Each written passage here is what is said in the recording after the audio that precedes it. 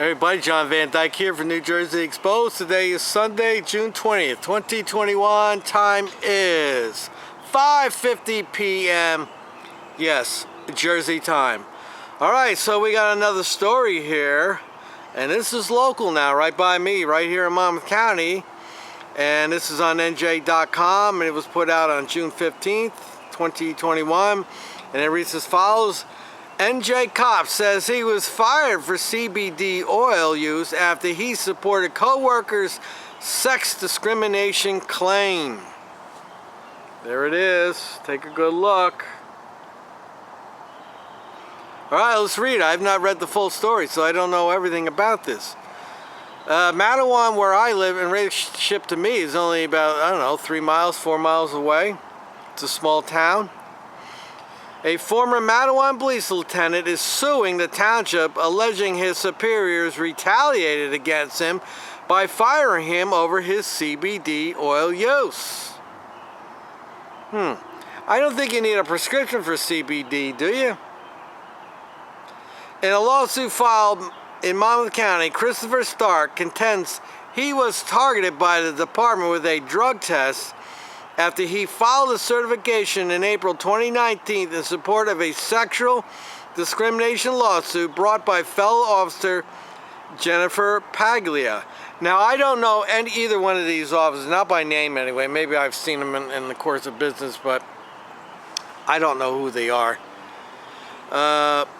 According to the suit, Stark was selected for a random drug test 4 months later, and he tested positive for THC, the active ingredient in marijuana, which can be found in CBD oil in trace amounts. He was eventually fired this March despite disclosing his use of CBD oil prior to the test, providing receipts for the purchase of the oil and showing a letter from his doctor explaining that he prescribed it, the complaint says. Well, wait a second here now. His doctor has prescribed it. He's not taking it to get high. There's not enough THC in there to make him get high, I'm assuming. I wonder how it got in his urine. That's what I know. Did it get absorbed through the skin? Stark was not using illegal drugs, had a prescription for his identified medications on a medical information form, and was never identified as being under the influence, having his senses impaired or his alertness diminished while on duty in his 21 plus years as a police officer with the borough of Matawan, the complaint reads. Now, interestingly, here in New Jersey, marijuana is now legal, and the laws regarding employment have changed, that an employer, if they test you and you come up, say you're going for a job, this happened to me not too long ago. Say you apply for a job and they say, go down and take a drug test. All right, go down and take a drug test. And if you come back positive for THC in your system, the byproduct that your body metabolizes, in the old days, the employer can say goodbye. They can't do that now. They can't discharge you from your job, and they can't hold it against you for applying for a job. The employer now has the burden of proof to prove that you are under the influence, and that's kind of tough because there is no test out there for marijuana that demonstrates you're under the influence. The only test I know you could do is check to see if their eyes are red and put a bunch of chocolate candy in front of them and just say something stupid and see if they start laughing their brains out and eating the candy. That might be a way, but so I don't know what the problem is. The guy's on the job 21 years. He obviously rocked the boat. Something's going on. But at 21 years, he can retire now and get his pension. But it's unfortunate that he's been let go, because here's what happens. It's the same old story. You got a good cop story going on here, or a cop having a problem, and then in this case here, this female officer alleged that she was having some sexual discrimination problems. And he goes to back her up because he's trying to, maybe in his mind, he's trying to do the right thing. He saw this officer being disrespected, and he's coming to her aid. So I would say that's a good cop behavior there. going to another officer's aid, an officer who's being disrespected. So he goes and he helps, and what happens? Shit hits the fan, and now he's got a problem. An attorney representing the township, Richard Ganter, did not respond to a request for comment. CBD oil is legal to purchase in New Jersey. It is not listed as prohibited substance on the state attorney general's or Matawan Police Department's drug testing policy. The suit contends. Stark alleges he was retaliated against for giving a sworn certification and deposition testimony in support of Paglia's actions against the township. In Paglia's lawsuit filed in 2018, she contends she was the subject of retaliation or harassment for filing a separate sex discrimination complaint against Matawan 5 years earlier, in 2016.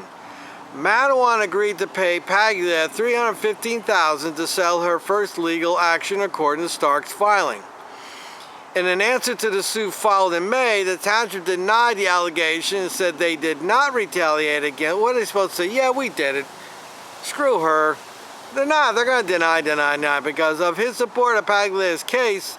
The township also said Stark failed to provide requested documentation regarding the purchase of the CBD oil and was untruthful. No causal connection exists between Stark's alleged protected conduct and any adverse action taken by the borough of Matawan, the answer reads. According to Stark's complaint, he certified in April 2019 that he had heard then Lieutenant, now Police Chief Thomas Falco say, "F that bitch. She's trying to take my house. We should write her up for every little thing," in reference to Paglia in 2015 after her first complaint had been filed.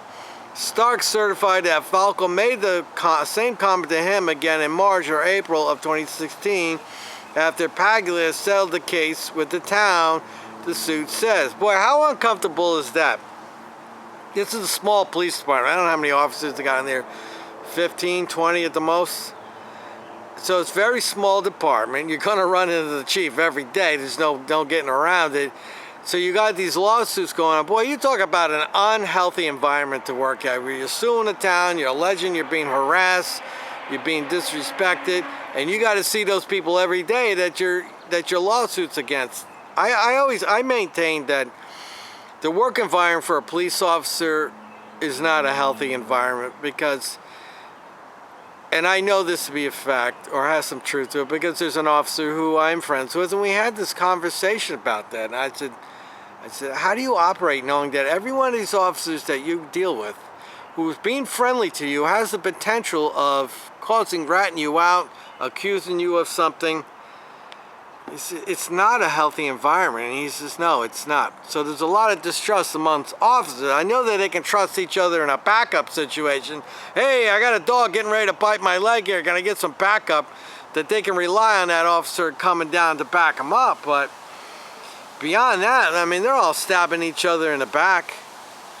Within weeks, Starks alleges he was being called a rat by others. See, here we go. I believe this. This I believe. There's a cop that I worked with. He was retired. And he said to me, there's 3 things that an officer doesn't do. He doesn't work wet, he doesn't work hungry, and he doesn't snitch on other officers. Within weeks, Starks alleged he was being called a rat by others in the department and was ostracized by members of the force. He also contends he saw a blackboard in the department that had a drawing of his circle of trust and identified Stark as being outside the circle of trust. In the certification, which was attached to Stark's lawsuit, Stark said he told a patrolman to stop writing up Paglia for small things that everyone does in the police department, and the officer responded that he was told to write Paglia for every little thing. Stark alleges the patrolman told him that Falco was the person who gave that direction. Stark was ostracized by members of the department, including his captain and Falco, the lawsuit. As part of the suit, Stark is seeking his job back, expungement of his disciplinary record, and unspecified compensatory, and punitive damages. Well, that's interesting. So I think what will happen here is this lieutenant, he's got 21 years in. Do you really want to go back to a department where your office fellow workers, fellow co-workers are calling you a rat and ostracizing you and talking behind your back and saying bad things? Do you really want to go back there? You're going to go back to a department that has a chief there that's thrown you under the bus? I don't think so. I think what will happen here is he's got 21 years in. Maybe he's got some leave of absence, vacation time saved up.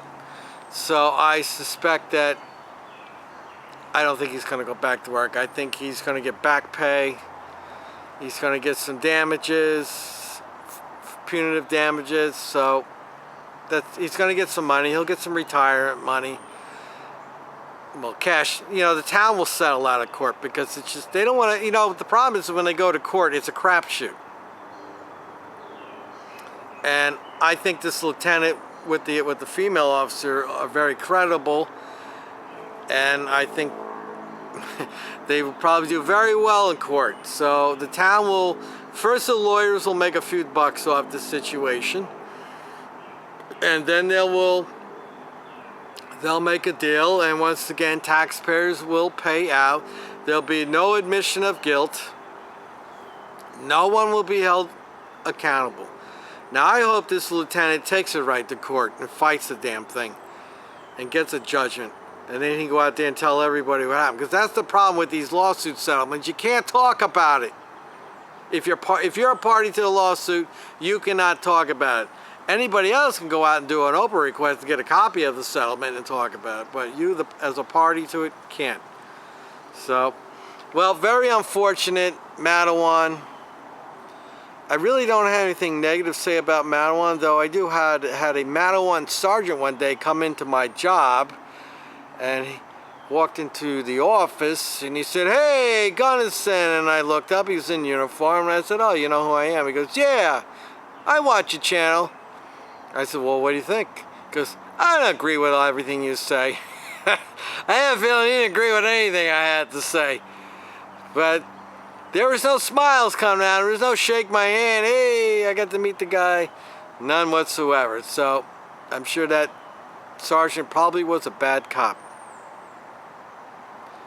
But any interactions I've had with Matawan, I haven't had much interaction with them other than the last time I had interaction with them was when my van got rear-ended by some crook in the middle of the night. And I had to go down and get a police report. But that was about it. So I have nothing negative. All right, well, I hope this lieutenant here and this Lieutenant Stark and this Officer Paglia get some satisfaction. And hopefully the bad cops in this situation will get what they get coming to them. But I do not hold my breath. All right, people, I will put the link in the description. You can go read the story yourself. That's the story, and I'm sticking with it. Till next time, people.